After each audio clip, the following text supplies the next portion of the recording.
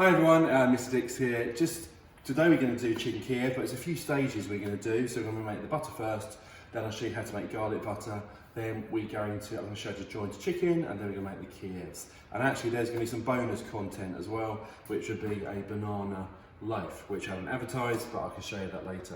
First of all, we need to make sure you wash your hands, as we all know is so important at the moment. So I'm going to look over here just so I know telling you correct. But first of all, make sure the water is hot. Make sure you use soap or disinfectant of some kind. But soap is really good. So first of all, it's palm to palm, just like this, and then we need to do the back of your hands, and then we do it in between your fingers. Then we do actually the back of the fingers, just like this, to make sure it's 20 seconds as well. We then do your thumb, and then we do the tips of the fingers. Now you get your fingers and literally do it in the palm of your hands. At this point, you wash it with hot water. Make sure you use hot water rather than cold. Okay, get everything out there. I think that's probably about 20 seconds. Turn the tap off if you can, use your wrists or your arm. And if you have it, use tissue, purely because you can then throw that away rather than doing it on a tea towel that you might use for other things. Okay, so let's get rid of that. First of all, we make the butter. People never really know how this works. It's really clever, but it's actually literally double cream. And what happens is, in a second, you can whisk the double cream, but you over whisk it. Now, you can only use double cream, nothing else works. Things like elm leaf doesn't work. It's got different things added to it. So we should take about a minute, all right, it's been quite noisy, but watch, and I'm gonna ask Miss Gibbs, who's filming very kindly, hello Mrs. Gibbs, to kind of zoom in when we're at the right point. So, you can, by the way, if you haven't got an electric whisk, because everyone hasn't, you could use actually like a coffee jar or some kind of jar with a lid, put cream in and whisk it, or shake it rather, and what will happen eventually is there'll be a little clunking noise, and that will be the butter that has formed. But I'll show you how this works in here. So I'm going to whisk it, be noisy, I won't talk.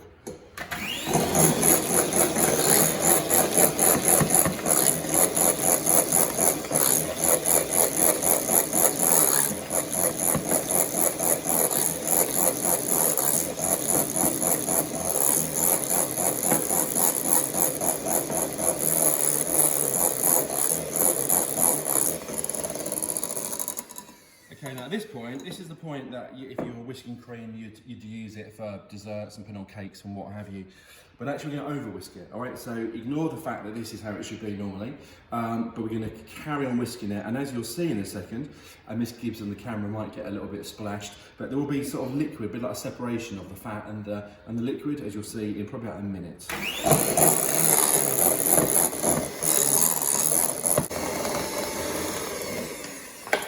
Not really yet. I'm just going to scrape it down quickly, just so we're getting everything in the bowl. But as you can see, that is well over whisked now. You couldn't really use that if you were making anything, because it's just over whisked. Right, we're going to carry on.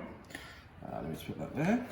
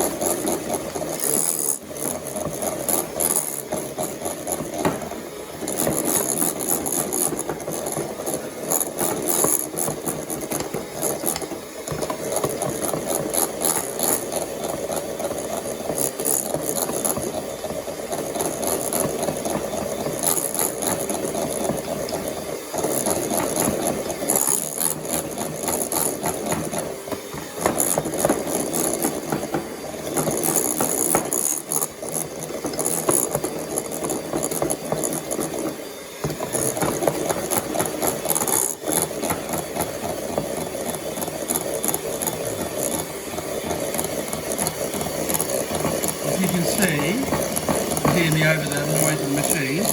Now there's liquid starting to appear. This gives may start getting splashed slightly, but you actually carry on until the liquid starts to separate and it does start to splash. Okay, we're going to stop there. Just going to put this to the side now. Okay, so as you can see, and I probably will edit this when we do, because it took a while. As you can see the liquid. Now this is what you now do. Get your hands in, you need to use your hands, and scoop up, and give it a squeeze. If you have any, I don't know, sort of really clean tea towels or muslin cloths, you can actually put them in and squeeze it.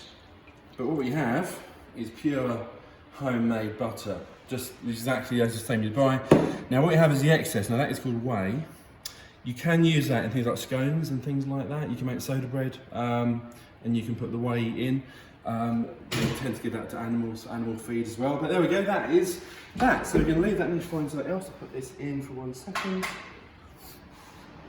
Right, let's just put the butter in here. Remember, always work cleanly. Really important. You can't work in a mess. You need to make sure you clean down every time you've finished a process. So let's give the table quickly. Right, I'm now going to show you how to make the actual garlic butter. Again, this is comparatively simple. So we have some garlic. The garlic here, we're going to put not too many in, so we're only going to actually do 1 chicken breast a bit later. But the garlic, the whole thing is called a bulb. This is a clove. It's the same family as garlic, called the allium family. And what you do is you just take one end off, take the other end off, and you just peel it. Peel the paper off, use a knife or use your fingers, doesn't really matter. Just get rid of this. Let's get a bit nearer. Okay, now what we're now going to do, now actually lots of people have garlic crushers. I can't stand them. You get most of the garlic actually in the crusher itself. So the way to do it is you get a knife. And on the subject of knives, which I was going to say, I would strongly advise you get one good knife. It's going to cost £10, £15, a decent one, but it will last you literally forever. If you get these, real cheap ones in the supermarket, they just don't work. They're not very sharp. You can't sharpen them. Get a decent one, it will literally last you forever, like a regular chef's knife. Do virtually everything. What you do is put the garlic on, put the knife flat, and just whack it. Squish it. Okay, like that. What we then do is what's known as a rocking chop. So you put the knife on the board, you can actually, at the tip of the knife on the board, you can actually hold that if you want to, and just rock. Rock backwards and forwards. Alright, so then you can pull, slide it off. Now, you can try and get this as fine as you can. Now, in class, this would probably be about the point I tell the students to stop, as in I wouldn't go any further. There is a slightly more advanced version. The advanced version is to get some table, this is regular table salt, which I have here. Little sprinkle of table salt, and what that would do, that would cause abrasion. So what you now do is, again with the knife, you squidge it. So you're holding it, using the knife to actually squash it, and that would mean you have a nice garlic puree. So you don't get lumps of garlic in your garlic butter. Okay, so that's that. Well, what I'm now going to do is take some of my garlic butter. That's probably enough for about 1 chicken, I think, or one chicken breast. I've actually forgotten, helpfully, I couldn't get any parsley, so this is the point of why we're doing this really. Look in the cupboard and put anything in at all really.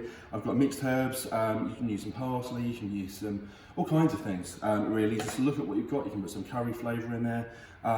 Doesn't really matter, whatever. Obviously traditional is parsley. A little bit of dried parsley, isn't perfect, but it's what we have, so that's fine. And all you're now going to do is just squidge that together. Use a fork if you want to, do this in a bowl. And there we have completely homemade garlic butter. All right, what we're now going to do, I want to show you how to portion the chicken. So let me just remove that for 1 minute. Now, move this to this side. Notice that we have red boards. You may not at home, and that's fine.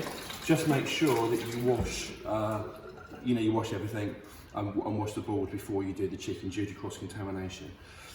So, why are we going to show you a whole chicken? You can buy chicken breast, of course you can. This was, I think, £3 in Sainsbury's. I did buy this yesterday at Sainsbury's Dartford, can I stress. It wasn't actually a problem. But this is £3. However, if you work out how much all the individual bits will cost, so the wings and the legs and the breast, it's going to be £5 maybe a bit less, but you certainly do save money. And when you see the size of the chicken breast that you get off a chicken, you get a lot more for your money, right? When you buy a chicken breast, I think they take bits off. I'm not quite sure what they do, but you certainly don't get normally a full-size chicken. So having chicken, just so we're clear, never wash a chicken ever, and it says that on the label. Every chicken will have a variety of bacteria on salmonella, probably one called Calambac. If you wash it in a sink, what will happen is, as the water goes on, it will create a splashback. It will go in the sink, you can't see that, you might wipe it down, but you can't actually see where it's gone, and then you're going to have bacteria multiplying that you might be touching later. Alright, so never wash a chicken. Any bacteria on the chicken will be killed when you cook it, so it actually is not a problem. Okay, so let's take the string off. Right, so this is quite involved. Please watch. What you're going to do is this. Here are obviously the thighs, but notice there's some connective tissue. So we're just going to literally just nick that, just nick the skin. This is the bit the kid's groan at, make a noise at. But you put your thumb in here, and it sounds revolting, but you need to dislocate its shoulder. So, snap. That's come out of the shoulder. What you now do, put the knife in, and that will just go around. So there is one thigh joint. And also with a drumstick, no, I'll show you in a second how to do that. You can either have it like that or have it in the two separate things. We do the other side, turn it around. Whatever's good for you, whatever hand you could do it that way, you could turn it around and do it that way, it doesn't really matter. So nick the skin, put your thumb actually in the pocket you have just created, pull back, and then go around. Right, the chicken breast. These are obviously the two breasts either side of the backbone. There's a backbone here, if you hear that backbone. So therefore, don't cut right down the middle because you're hitting bone. So you put the knife in on just one side, and notice I'm literally just going to use this top quarter, top third of the knife. Put it in, and you slide down. What you can now do, it's nearly off already, use just this part of the knife, the top quarter, and just use little slicing motions, take your time, and literally just kind of wheedle, and turn it around that way, just wheedle the meat off the chicken breast. So there we go. Look at this, and that actually is a small chicken, but if you look at the size of the chicken breast, that's, you know, pretty big. On the back of the chicken, you're sure you see these, that's called a chicken supreme or supreme, and that's like the chicken fillet, it's like the best bit of the chicken there, but you can, you know, whatever, you can actually take that off, or you can leave it on, it doesn't really matter, whatever you're good with. Just do the other side quickly. Now obviously with the chicken bones, so in top quarter, go down. With the chicken bones, you could freeze them, and then you could make stock with it. I'm not, for kind of obvious reasons. All right, so just be stressed, I'll put this away, I'll freeze it and use it another time. Okay, so I'll put this there for a moment. Take the skin off, because you don't want the skin in the Kiev. And then we have two chicken breasts. Right, now, if you wanted to do this and separate it, the drumstick from the thigh, there is, if you turn it upside down here, if you can see that on the camera, there's always a little line of fat just there. That is normally the indication of where the two joints meet. So you put your thumb there and your finger there, and I can feel that joint. So I'll show you again, that line tends to be the indication of where the joint is. So put the knife in, there we go. You might need a little bit of wiggling here and there, just to make sure you get the right space, but it will just go through. We shouldn't cut through bone at all. So there is a wing joint and there's a thigh joint, just quickly do the same for this one, although I'm not using these today. So again, if you have a look, there's that fat line there. Put your thumb in, feel the joint, and it is there actually. Wiggle it around a little bit, he says.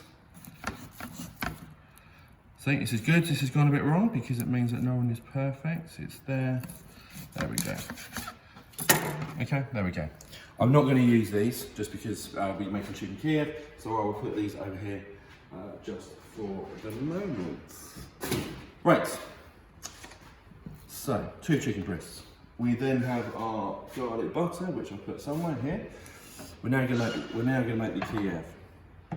What we're going to do then is, I've got behind me some sandwich bags. I would suggest is the best way to do it. Okay, so we have 1 bag of flour, just any flour, bread flour, white, you know, self-raising, wholemeal, doesn't matter in the slightest. Then we have 1 bag of breadcrumbs, which I whiz in the food processor. If we don't have a food processor, you can use like crackers, for example, and put them in a bag and just crush them up. That works as well, or any kind of cracker works if you don't have a food processor. The other option is you can freeze bread and then grate it if you don't have a food processor. And then in the third bag, we have our egg, and we literally crack the egg inside the bag. Okay. Now this is called in French panéing, so anything, you know, fish fingers, all that kind of thing, all panéed, all covered in breadcrumbs. But there is an order. And the acronym, I always tell the kids, is February, or the shortened version, F-E-B. Flour, egg, and breadcrumbs. Right, that's always the order, flour, egg, and breadcrumbs. So that's ready. Notice I said I use bags because just throw them away once we're done. This is how this works. I'm only going to do one, all right, just to show you. So let me just get another red board quickly. Remember, don't worry about balls and things. You can wash them. It's not an issue, but in his best where possible. Okay, notice the way the chicken naturally goes from fat to thin, and we can take off any kind of extra skin or whatever is there. All right, what we now do, you want to make a pocket in the fattest part. So literally put it flat, get the knife flat, put the point of the knife in. But notice I'm cut all the way through, or all, you know, it's not kind of flapped out, just making a pocket. What we then do is take the butter, as much as you want to really, doesn't matter, squeeze it in like that.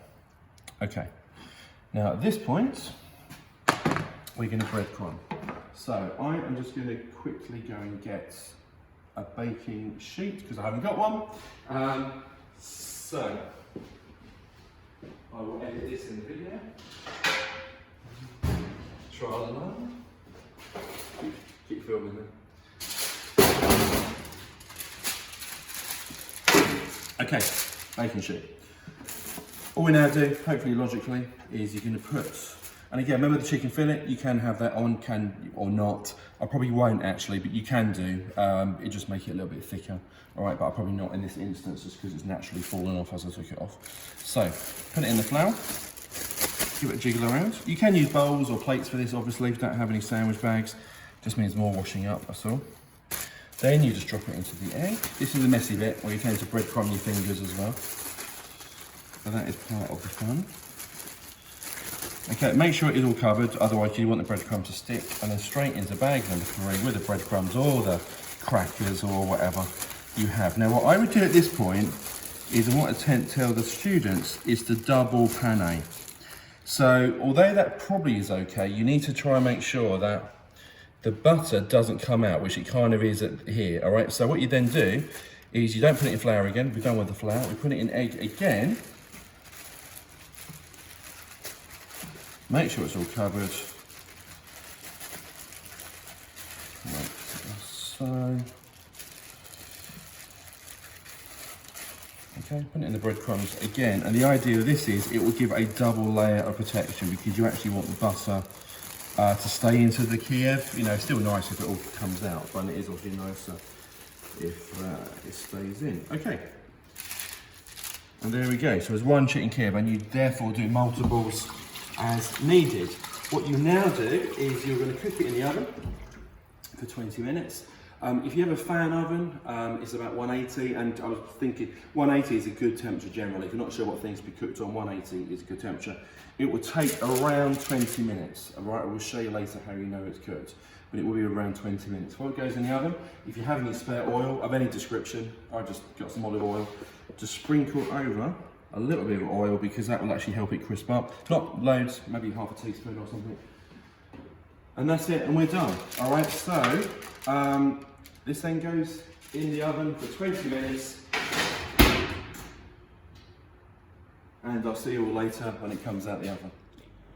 Hi everyone, so it's been 20 minutes now. I've taken the Kiev out of the oven. And as you can see, it's done. Yes, some of the butter's leaked out, but does it matter? Absolutely not. You can drizzle it on later. How do I know that this is done? Other than 20 minutes, essentially feel the chicken and it will feel firm. All right, it will be feel firm. If you're able to, if you have one, you may not. We have one at school, but we have a thermometer. And meat cooks, or you need to check, the meat has cooked at 75 degrees and over. So you put it right in the middle of the chicken, in the fattest bit, not touching the tray, and we're on 82. So I know without cutting that open that is absolutely cooked with no problem at all. All right, so I hope you enjoy that. Do not forget that there'll be a live cook along on Instagram at 1 p.m. on Friday, and you need to look for Cooking with Mr. Dix. And we're making a frittata. So I will see you on Friday at 1 through Instagram. See you then.